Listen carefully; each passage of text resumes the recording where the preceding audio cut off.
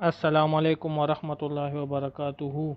حیا والی زندگی، ایمان و افروز بیان، مولانا عباد اللہ صاحب کی بہت ہی پیاری کارگزاری۔ تمام دوستوں سے التماس ہے کہ اس پروگرام کو دیکھیے اور زیادہ سے زیادہ شیئر کرے۔ جزاک اللہ، ماشاء اللہ۔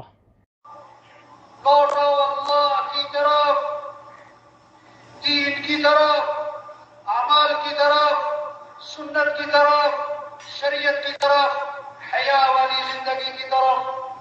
ہمارا دین حیا سکھاتا ہے۔ آپ نے فرمایا ایسی عورتیں آئیں گی تو کپڑے پہننے کے باوجود ننگی ہوگی، ایسا باریک لباس کہ جسم نظر آئے، یا ایسا چست لباس، فٹنگ والا لباس کہ جسم کی حیرت نظر آئے۔ آپ نے فرمایا ایسی عورتیں جنت کی خوشبو بھی نہیں سن سکتی۔ لوٹ آؤ حیا کی طرف، لوٹ آؤ اخلاق کی طرف۔ ہمارا دین حیا اخلاق سکھاتا ہے، معاف کرنا سکھاتا ہے، غصے کو پینا سکھاتا ہے، کسی کو حقیر نہ سمجھنا، اپنے آپ کو بڑا نہ سمجھنا۔ آپ نے فرمایا جس کے دل میں رائی کے دانے کے برابر بھی تکبر ہوگا وہ جنت کی خوشبو بھی نہیں سونگھ سکے گا۔ میں یہ کر دیا، میں یہ کر دوں گا، میں یہ کر سکتا ہوں، تم مجھے جانتے نہیں ہو۔ کیا میں پڑھ، ہم کچھ بھی نہیں، ہم کمزور ہیں، ہم ضعیف ہیں، ہمیں تو مکھی تنگ کرے، ہمیں تو مچھر تنگ کرے، کبھی سر میں درد، کبھی پیٹ میں درد، کبھی آنکھ میں درد، کبھی کان میں درد، کبھی کوئی مسئلہ۔ اللہ سمجھا رہے تم کچھ نہیں، ہم سب ضعیف، کمزور، طاقتور اللہ ہے۔ یہ محنت ہے کہ تکبر نہ ہو، ریا نہ ہو، دکھلاوا۔ سب سے پہلے جہنم میں ڈالے جانے والے لوگ ریاکار، بڑے بڑے اعمال کیے، لوگ کہیں کیا بات ہے، لوگ کہیں کیا بات ہے۔ حضرت ابو ہریرہ رضی اللہ عنہ 3 دفعہ بے ہوش ہو گئے اس حدیث کو سناتے ہوئے۔ ہمیں تو اللہ کو راضی کرنا ہے، ہم کوشش کریں گے، دعویٰ کوئی نہیں کر سکتا، ہم کوشش کریں گے اللہ کو راضی کرنا ہے، اخلاق اچھے بنانا، آنکھوں میں حیا پیدا کرنا، ماں باپ ہے تو ادب۔ صحابہ تو اپنے ماں باپ کے مرنے کے بعد بھی اللہ کے نبی سے آ کے پوچھ رہے ہیں کہ اللہ کے رسول میرے ماں باپ مر گئے، میں مرنے کے بعد بھی حسن سلوک کرنا چاہتا ہوں، اس کی کوئی شکل ہے، اس کی کوئی شکل ہے؟ آپ نے 5 باتیں بتائی، جو 5 کام کرے گا ماں باپ کے مرنے کے بعد، وہ ماں باپ کے مرنے کے بعد بھی اس نے سلوک کر رہا ہے۔ 5 کام بتائے، کیا؟ ان کے لیے دعا کیا کرو کہ اللہ ان کے درجات کو بلند فرما، ان کی قبر کو جنت کا باغ بنا، تحت نگاہ کشادہ فرما۔ دوسری بات کہ اللہ ان سے زندگی میں جو غلطیاں ہوئی، کمیاں کوتاہیاں ہوئی، جو گناہ قصور ہوئے، اے اللہ ان کو معاف فرما۔ تیسری بات ان کی وصیت کو پورا کرو، جو کہتے گئے اس کو کرو۔ چوتھی بات ان کے رشتہ داروں کا اکرام کرو، ابا فوت ہو گئے، چچا ہیں، تایا، پھوپھیاں ہیں، ان کی اولاد، ان کے ساتھ اچھا سلوک۔ اما فوت ہو گئی، خالہ ہے، ماموں، ان کی اولاد، ان کے ساتھ اچھا سلوک۔ 5ویں بات اپنے ماں باپ کے دوستوں کا اکرام کرو، جو دوست تھے ان کے ساتھ اچھا سلوک۔ عبداللہ بن عمر رضی اللہ عنہ سفر میں ایک بدو کو دیکھا، دیہاتی آدمی سادہ، اپنی سواری سے اترے، اپنی سواری اسے ہدیے میں دے دی، تمہارے لیے، پگڑی اتاری، تمہارے لیے۔ کسی نے کہا حضرت معمولی سا آدمی تھا، چھوٹی سی کوئی چیز دیتے بہت خوش ہو جانا تھا، آپ نے سواری بھی دے دی، پگڑی بھی دے دی، اتنا زیادہ اکرام۔ اور میں بتاؤں میں نے اتنا اکرام کیوں کیا؟ اس کا جو والد تھا وہ میرے والد کا دوست تھا۔ یہ نہیں کہ یہ میرے والد کا دوست ہے، نہیں نہیں، اس کا والد میرے والد کا دوست ہے، یہ میرے والد کے دوست کا بیٹا ہے۔ کیا خوبصورت دین ہے۔ وَأَقَامَ الصَّلَاةَ، یہ کسے کہتے ہیں؟ نماز میں قائم کرو۔ وَآتَ الزَّكَاةَ، زکات بھی دو۔ ارے یہ 6 مصرف کیا تھے؟ یہ زکوٰۃ کے علاوہ تھے. آج شاید ہی کسی مالدار کو پتا ہو کہ زکوٰۃ کے علاوہ بھی 6 مصرف قرآن نے بتائے، اور شاید ہی کوئی مالدار ہو کسی نے تقسیم کر رکھی ہو، اتنا مال رشتے داروں میں، اتنا مال مسافروں میں، اتنا مال کیا ہے گردنیں آزاد کرانے پہ 6 مصرف تقسیم کیے ہوئے ہوں زکوٰۃ کے علاوہ، شاید ہی کوئی ہو. تو خوبصورت زندگی ہے، دین، امن، محبت، خوشیاں. عبداللہ بن عباس رضی اللہ عنہ مسجد نبوی میں ہیں، اعتکاف میں ایک شخص کو دیکھا. دیکھو بڑی سمجھنے کی بات ہے، بڑی اہم بات ہے. اس کے پاس گئے اور فرمایا میں تمہیں دیکھ رہا کہ تم پریشان ہو، مجھے ایسا لگ رہا ہے تم پریشان ہو. واہ واہ، کتنا بڑا پیغام دیا ہے. جو کسی کا مسئلہ حل کر سکتا ہے. لوگوں کے چہروں سے اندازہ لگاؤ کون پریشان، کہنا نہ پڑے، کسی کو بولنا نہ پڑے، کسی کو آگے پیچھے نہ پھرنا پڑے. آپ اندازہ لگاؤ لوگوں کے چہروں سے، لوگوں کی زندگیوں سے کون ضرورت مند ہے کہ میں تمہیں دیکھ رہا ہوں تم پریشان ہو. میں نے کہا آپ نے صحیح پہچانا، میں پریشان ہوں. اچھا آپ پریشانی بھی سنو. پریشانی کیا ہے؟ میں نے کسی سے کچھ دینا ہے وہ دیتا نہیں. نہیں نہیں نہیں، پریشانی کیا ہے؟ میں نے کسی کا کچھ دینا ہے اور آپ کی قبر کی طرف اشارہ کیا. اس قبر والے کی عزت کی قسم میں اس کی ادا کرنے پر پاتی ہوں. یہ پریشانی ہے میرے پاس دینے کے لیے کچھ نہیں. ہاں ابن عباس نے فرمایا اگر تم کہو تو میں سفارش کروں. دیکھو بہت سارے گڑبڑ کرتے ہیں، بھائی اللہ سے مانگو، بھائی اللہ سے مانگو تو آپ کر سکتے وہ بھی تو کرو. عبداللہ بن عباس یہ نہیں فرمایا کہ اللہ سے مانگو، کیا فرمایا میں تمہاری سفارش کروں. اتنی بڑی مہربانی. جوتی لی، مسجد سے باہر نکلے، چل پڑے. اس نے کہا راستے میں حضرت آپ تو اعتکاف میں تھے، بھول گئے؟ میں نہیں نہیں نہیں نہیں بھولا نہیں، مجھے یاد ہے میں اعتکاف میں تھا اور پھر بھی میں نکل آیا. پتہ کیوں نکلا؟ واہ واہ، حضور کی قبر کی طرف اشارہ کیا. میں نے اس قبر والے سے سنا ہے اور ابھی زمانہ زیادہ نہیں گزرا اور آنکھوں میں آنسو آ گئے. آپ نے فرمایا جو اپنے مسلمان بھائی کی حاجت کو پورا کرنے کے لیے چلے پھرے کوشش کرے، یہ اس کے لیے 10 سال کے اعتکاف سے ہو سکتا. واہ واہ، 10 سال کے اعتکاف سے کسی کی حاجت پوری کرو. تو میرے بھائی دین کیا ہے؟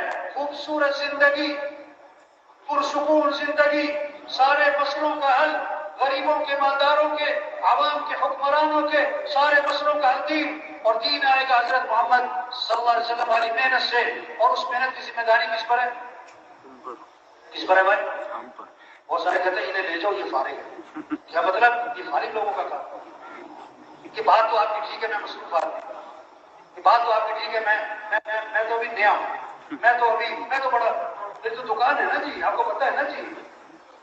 وہ بھائی یہ کام ہے. لوگ بہت سارے پتہ کیا کہتے ہیں، بہت سارے کہ بہت ساری جو آپ بات کہہ رہے ہو نا، اللہ کو راضی کرنا، پر چلنا، آخرت کی تیاری کرنا، دین کو دنیا میں پھیلانا، اللہ کے کلمے کو کرنا، یہ سب باتیں ٹھیک ہیں.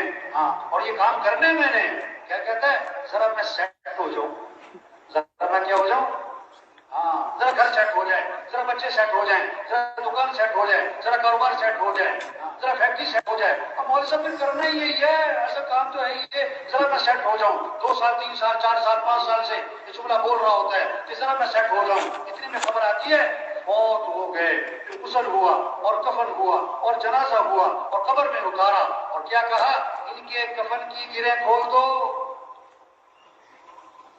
اور ان کا چہرہ قبلے کی طرف پھیر دو. پھر اوپر سے آواز آتی ہے ہاں ہاں یہ سیٹ ہو گئے، ان پر مٹی ڈال دو. 2 سال 4 سال سے کہہ رہا تھا ذرا میں سیٹ ہو جاؤں، تو کہاں جا کے سیٹ ہوا؟ قبر میں. ایسا سیٹ ہوا کہ مٹی ڈال دی. کس نے؟ بچوں نے. وہ بچوں کو سیٹ کر رہا تھا، بچوں نے باپ کو سیٹ کر دیا. اپنے ہاتھ بھی قبر میں جھاڑے، تیرا نوکر اپنا ہاتھ تیری قبر میں جھاڑے گا. او بھائیو دنیا دھوکہ، ہمارا اصل کام ہے اللہ کے دین کو دنیا میں پھیلانا. بھائی یہ 2.5 گھنٹے، بھائی یہ روزہ، چلو بھائی یہ تو قریب کرنے کے لیے ہے. یہ تھوڑا کہ چھٹی اجتماع میں آئے، چھٹی اجتماع ختم، چھٹی.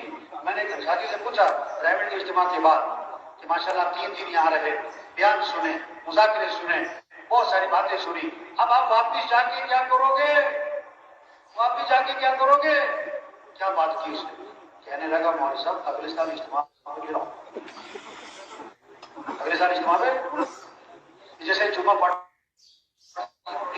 ہوتی ہے نا مسجد میں، جمعہ پارٹی جو جمعہ پڑھ کے جا رہی ہوتی ہے کس نیت سے کہ دوبارہ کب آنا ہے مسجد میں، اگلے جمعے، ان کی نیت کے لیے اثر پڑنے یہ بہت ساری اجتماع میں گیا، اجتماع پارٹی، اب اجتماع میں آئے تو دوبارہ کب آئیں گے، اجتماع کب ہوگا مولوی صاحب، اجتماع کب ہوگا، اجتماع اور بھائی کام کیا رہے کام ہے، یہ چھوٹی سی زندگی ہے، اللہ نے بہت بڑا کام دیا، پورا دین پوری دنیا میں زندہ ہو، قرآن حفظ کرنے کی وجہ سے شروع کیا، ابھی آدھا سپارہ بھی حفظ بھی ہوا، موت آ گئی، اللہ قیامت کے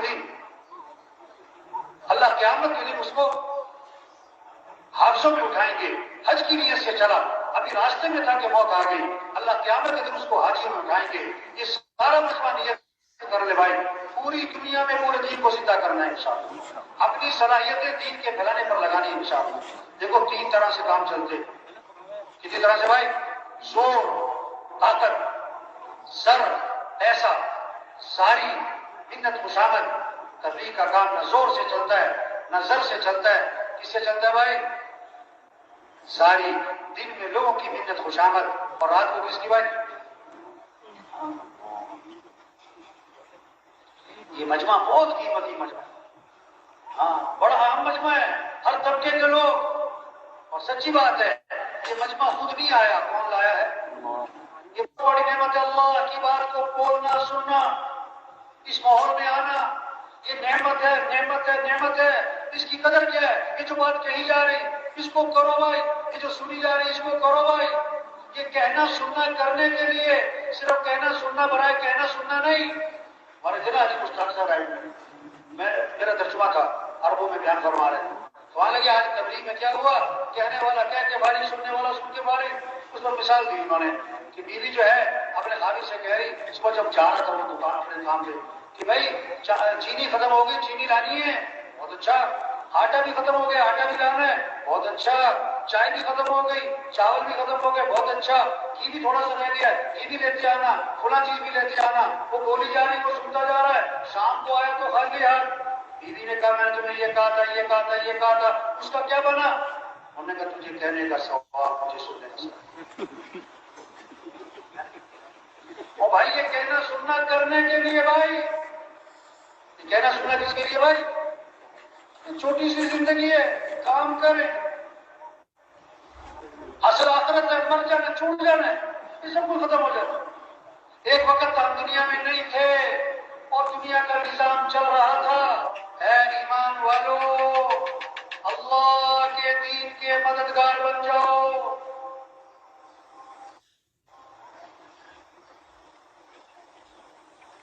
اے ایمان والو اللہ کے دین کے مددگار بن جاؤ،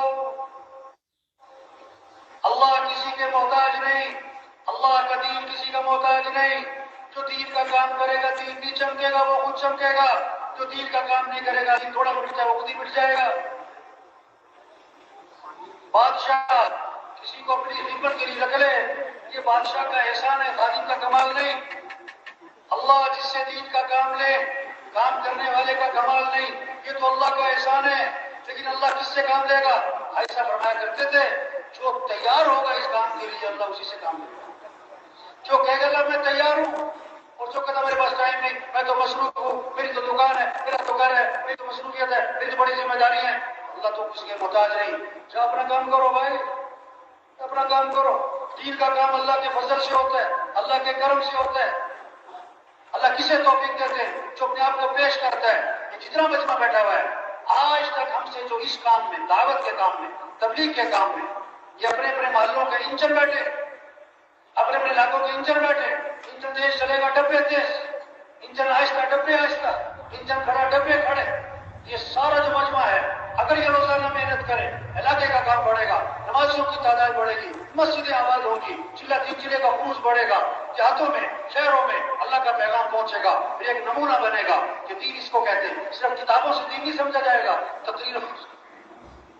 تقریروں سے دین نہیں سمجھا جائے گا، عملی طور پر نظر آئے گا۔ صحابہ کے زمانے میں لوگ مسلمان ہوتے تھے، مدینے آتے تھے دین سیکھنے کے لیے، کتابوں سے نہیں، تقریروں سے نہیں، مذاکروں سے نہیں، ہاں کیسے دین سیکھتے تھے؟ انہیں عملی طور پر نظر آتا تھا، معاشرت والا دین، اخلاق والا دین، معاملات والا دین، گھر والا دین، مسجد والا دین، مالداروں کا دین، غریبوں کا دین زندگی میں نظر آتا تھا۔ آنکھ سے دیکھتے تھے، دین کو سمجھتے تھے، ایک ہفتہ ٹھہرتے تھے، 2 ہفتے ٹھہرتے تھے، 1 عشرہ ٹھہرتے تھے، 2 عشرے ٹھہرتے تھے اور واپس جا رہے ہوتے تھے۔ اور کتنے صحابہ کے بارے میں اللہ کے نبی نے فرمایا قد فقهوا الرجل، یعنی فقیہ بن گئے، دین کی سمجھ پیدا ہو گئی، کتابوں سے نہیں، تقریروں سے نہیں، عملی طور پر دین نظر آتا تھا۔ آپ نے ایک چیز کو دیکھا، ایک چیز کو سنا یا پڑھا، زیادہ اثر کس کا ہوگا؟ جو آنکھوں سے دیکھا ہے۔ آپ نے سنا کہ ایکسیڈنٹ ہوا، 100 آدمی مر گئے، اخبار میں پڑھا ایکسیڈنٹ ہوا ہے، 100 آدمی مر گئے، اپنی آنکھوں سے دیکھا ایکسیڈنٹ ہوا ہے، 1 آدمی مر گیا۔ آپ کے دل و دماغ پر زیادہ اثر کس کا ہوگا؟ 1 کا، کیونکہ دیکھا ہے، 100 کا نہیں، سنا ہے۔ دین سن کے نہیں، پڑھ کے نہیں، دیکھ کے سمجھا جاتا ہے۔ ایسا معاشرہ وجود میں آئے جو 100% دین زندہ ہو۔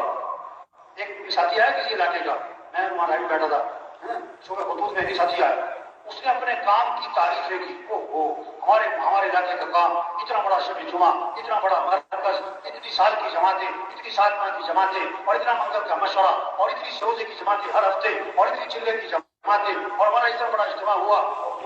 وہ ایسے باتیں کر رہا تھا جیسے کام ہو چکا۔ میں نے کہا اچھا بھائی، آپ کے علاقے میں کوئی مسجد ہے جہاں فجر کی نماز میں جمعے کی نماز کا ماحول بنتا؟ کہ نہیں، ایسی مسجد کوئی نہیں۔ آپ کے علاقے میں کوئی مارکیٹ ہے جو آزان میں بند ہو جاتی ہو؟ یہ ایسی مارکیٹ تو کوئی نہیں۔ آپ کے علاقے میں زمیندار لوگ جو ہیں وہ عشر ادا کرتے ہیں؟ کہ نہیں، اس عشر کی تو بات ہی نہیں سنی۔ اچھا، آپ کے علاقے کے لوگ جو ہیں بہنوں کو وراثت میں حق دیتے ہیں؟ بہنوں کو وراثت میں حق دیتے ہیں؟ تو یہ بات تو میں نے کبھی سنی کوئی نہیں۔ وہ بھائی خوش کس بات میں ہو رہے ہو؟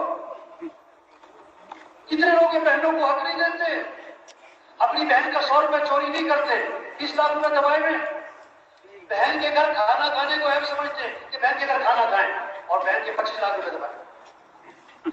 اور عجیب بات کہتے ہیں بعض لوگ، ہم نے جہیز دے دیا تھا۔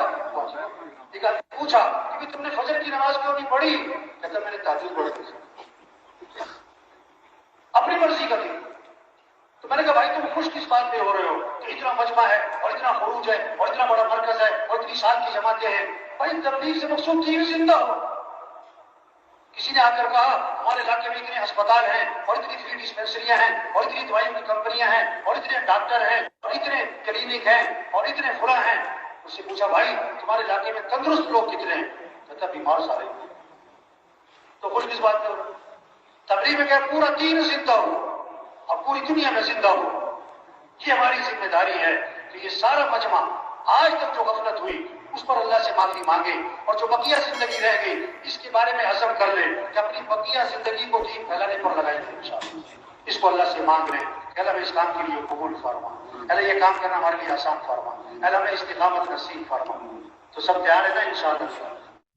تو میرے بھائیوں اور بزرگوں اور بہنوں، جس طرح ہم نے یہ کارگزاری سنی مولانا عباد اللہ صاحب کی ایمان و افروز بیان کے ساتھ، حیا والی زندگی ہم لوگ کس طرح گزاریں گے اور اللہ کے رسول کے احکامات کو کس طرح مانیں گے، اور ہر سال میں ہم لوگ سے روزے، چلہ اور 4 مہینے کی تیاری دین میں لگانے کے لیے کیسے گزاریں گے، تو اس بیان میں سب کچھ اور اچھی طرح کارگزاری مولانا عباد اللہ صاحب نے بتائی ہے۔ میرے بھائیوں اور بہنوں اور بزرگوں، ہمیں اللہ اور اس کے رسول کے احکامات مانگنے چاہیے، کیونکہ یہ دنیا عارضی ہے۔ سب لوگوں کو پتہ ہے کہ ہم نے کیا احکامات کو فالو کرنا چاہیے اور کس طرح اپنی زندگی بسر کرنی چاہیے۔ ایک طرف آرام اور آسائش کی زندگی جو کہ ہم لوگ گزار رہے ہیں، اور دوسری طرف آخرت کی زندگی کو ہم لوگ کیسے حاصل کریں گے، تو اس کے لیے محنت کی ضرورت ہے۔ اور یہ محنت کرنے کے لیے ہمیں اپنے بزرگوں نے، صحابہ کرام نے اور ہمارے پیارے پیغمبر مصطفیٰ صلی اللہ علیہ وآلہ وسلم نے سب کچھ بتایا ہے تو اسی طریقے کو فالو کرنا چاہیے، اور ہمیں اپنے دین کو زیادہ سے زیادہ پھیلانا چاہیے دنیا کے ہر کونے میں، چاہے جہاں بھی ہم ہو، اور دین کا کام کرنا چاہیے۔ تو اس کے لیے محنت کی ضرورت ہے۔ اس محنت کے لیے ہمیں 4 مہینے لگانے چاہیے، چلہ سے روزہ، ہر مہینے میں 2-3 سے روزے لگانے چاہیے، تاکہ ہم اپنے دین کے کام کے ساتھ جڑے رہیں۔ ہم دین کے کام کے ساتھ جڑے رہیں گے تو ہماری آخرت میں بھلائی ہوں گی، اور نہ کہ اگر ہم دنیا کی آرام آسائشوں سے لطف اندوز ہوں گے تو پھر اللہ ہی ہمارا حامی و ناصر ہو، کیونکہ یہ زندگی عارضی ہے، دھوکہ ہے۔ یہاں ہم بھیجے گئے ہیں اللہ کے اور اللہ کے رسول کے احکامات کو فالو کرنا، تو اسی میں ہماری بھلائی ہوگی کہ ہم اپنے دین کے کام کو زیادہ سے زیادہ پھیلائیں اور اس سے سبق حاصل کریں اور دوسروں تک پہنچائیں۔ یہ ہماری ذمہ داری ہے اب بھائیوں، دوستوں، بزرگوں، کیونکہ جو ہمارے بزرگوں نے ہمیں بتایا گیا تھا یہ کام کرنا ہے، تو اسی پہ ہم نے یہ کام کرنا ہے ہر حالت میں۔ دین کا کام بہت ہی اچھا اور پیارا کام ہے۔ ہم اکثر یوٹیوب میں اور مرکز میں بیانات سنتے ہیں، یہ صرف سننا نہیں چاہیے، اس پر ہمیں عمل بھی کرنا چاہیے میرے بھائیوں۔ اگر اس پہ ہم عمل نہیں کریں گے تو ہم کیسے آگے جائیں گے؟ اسی میں ہماری بھلائی ہے۔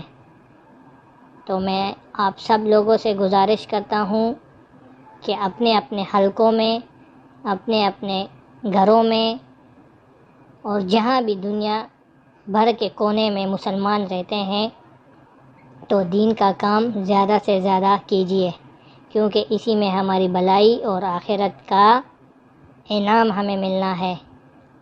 اور نماز کو کبھی بھی نہیں چھوڑنا چاہیے میرے بھائیوں، بزرگوں، کیونکہ نماز کا سب سے پہلے پوچھا جائے گا۔ تو ہمیں اپنے بزرگ صحابہ اور علماء کرام جو ہمیں بتاتے ہیں مسجدوں میں، مرکز میں، اور جہاں بھی گشت ہوتے ہیں، تو ان سے ہمیں سبق حاصل کرنا چاہیے۔